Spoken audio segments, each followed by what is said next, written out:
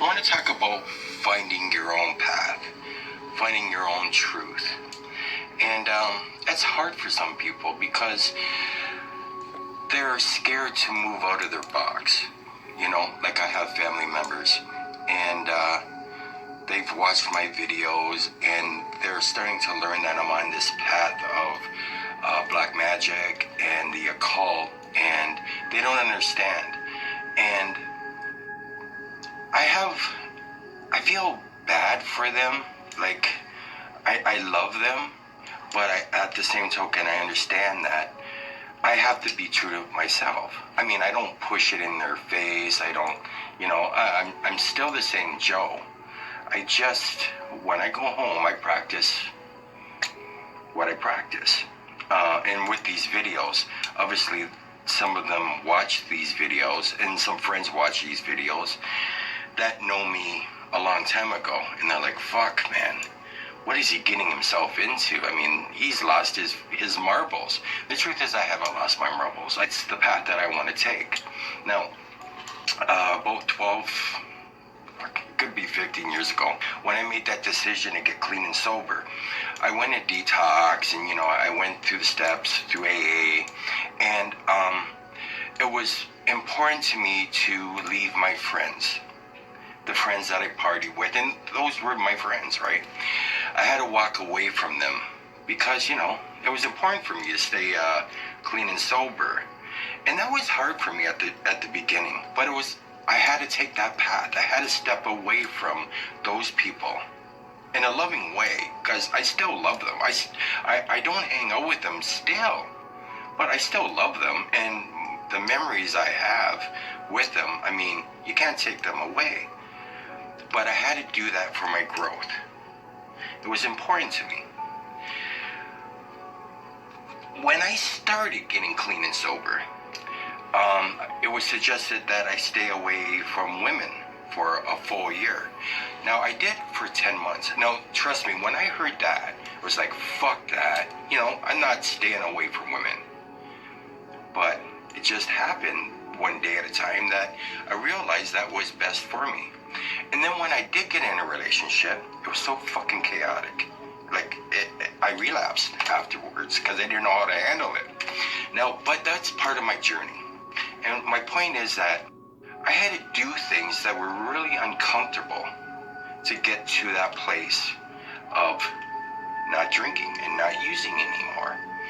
And I find that's kind of with black magic and the occult, because people like us that walk outside, and we have that inverted pentagram, and people know, they whisper, they know that you're in the black magic or into the occult. They want to judge, they don't understand. They think that you're some evil motherfucker, and they're scared of you. Some are actually scared because they're worried that you'll put a curse on them and stuff. Now, I want to say right now, legitimately, I haven't put on one curse. Now, I know how to. I've learned some tools. I would have to be pretty fucking angry at somebody to do that. I've been asked to do that for others, and I try to talk them out of it unless it's like a real serious thing. And if it's really serious, I'd probably push them to like somebody else that I know that's been in the field for a long time. I mean, I got some great contacts with them, some powerful magicians, and yeah, man, that if they want something done, I know where to go. There's Curtis Joseph, there's fucking Frank White, there's S. Ben Kane. There's so many out there that will do the deed for you if you really want it done. So if you have any questions about that, and if you need anything done, please send me a message and I'll point you in the right direction, like JD Temple. There's so many out there, guys, and I think I just got sidetracked. My point is that, yeah, you have to step out of yourself being uncomfortable. And trust me, with these videos, I have family members that have watched these videos, and like I sat down with my mom and dad. I guess my brother showed him show them one of the videos of a ritual, and they're like, "What the fuck are you doing?" And I actually at the starting when I went right on the defense. I was like, "Well, what the fuck? How about Catholics? They fucking they eat bread, the blood of Christ, and drink the shit." And I was just on the attack, right? And then I was like, "Hold on, my parents don't understand." So I had to step back and explain to them that, hey, everything's okay. I'm not murdering anybody. See, that's the thing too. People automatically think like you're so fucking evil. Listen, I'll tell you what evil is. Evil is that fucking pedophile out there. You know what I mean, guys? That fucking serial killer. That rapist. That's true fucking evil. That's the evil. Evil people out there. I'm just, like most of us, we're trying to better ourselves. We're trying to learn. We're trying to grow. And that's important to me. The growth. The spiritual growth. The spiritual journey.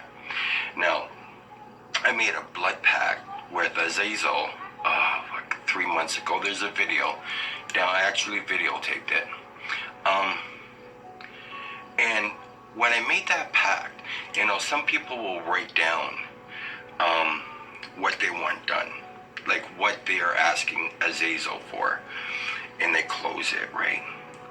And they put it on their altar. That's the one thing I didn't do. I made my blood pact. I closed it. I didn't write anything down because I didn't want to embarrass myself, and I didn't want to show Azazel that he doesn't know what he's doing, because he already knows. And I'm going to tell you, everything that I wanted in that pact has happened. Like in 4 months. And I've shared this on Facebook, but I'll share it with you. One of them was I wanted to quit smoking. And I've been smoking for 35 years, and I tried everything. 4 months, I'm not smoking. No. Yeah, whatever. Well, whatever is fucking huge to me. That's something huge. Now, there's some things that I really don't want, I won't share. But I can tell you 4 other things have happened. That's results. And when results happen, you can't complain with the results. Right? Now, with the change.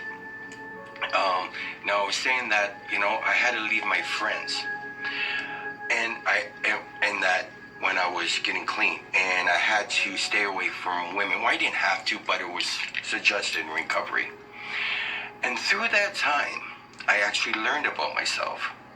And the second time I got into a relationship in recovery, I had more confidence. It was almost like I would date someone to break up with them, because I had that confidence to break up with them, where before it was always that insecurity that I didn't want to break up with them, And I went on this little kick of going out with girls and breaking up with them because I felt more powerful, because I had this power in me. It's like, I don't need you.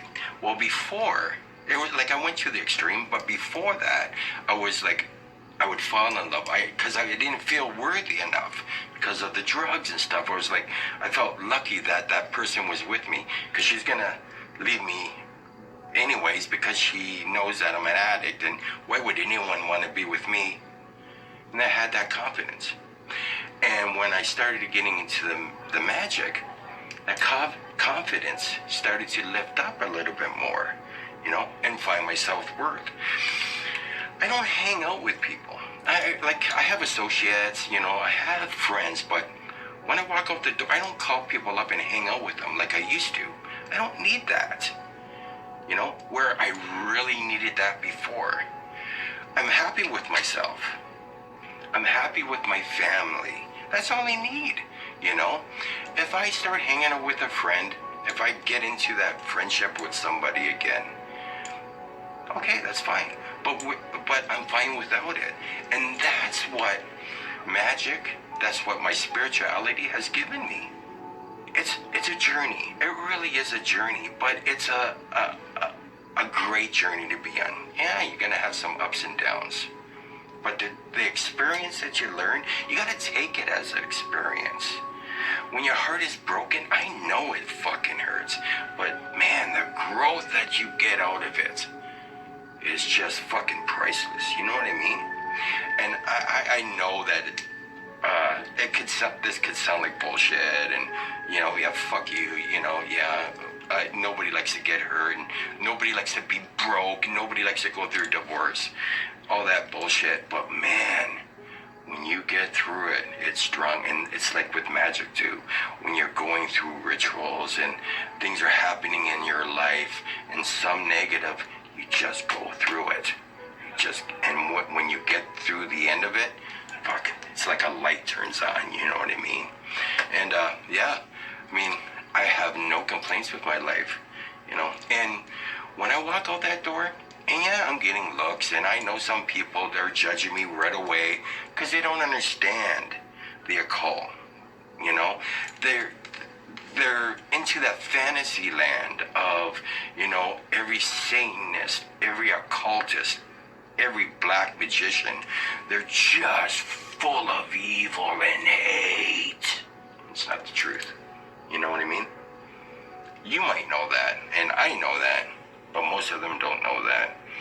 Watch too many fucking TV programs, and you go to church and raised Christian and Catholic. Yeah, they're gonna think we're fucking off for rockers, but it's not the truth. So I'm giving you some strength. Have some strength. Be who you are. Walk proudly. Some people hide their faces on Facebook because they don't want anyone to know that they're in the occult. I've been told, like, they hide their faces because of, like, curses and shit. Well, guess what? And I learned this through a couple people. That's bullshit. You can still be cursed. Got that name. Even that fake name that's still connected to you. I heard that from a good friend, Frank White, not that long ago, on one of his podcasts. So, that's bullshit too. But, yeah, when I walk out that door, yeah, I'm being judged by some people. And, again, life is great. Fuck them. You know what I mean? I don't care. I care about my family, right? That's it. Protect your kingdom. Love you guys. Have a good one.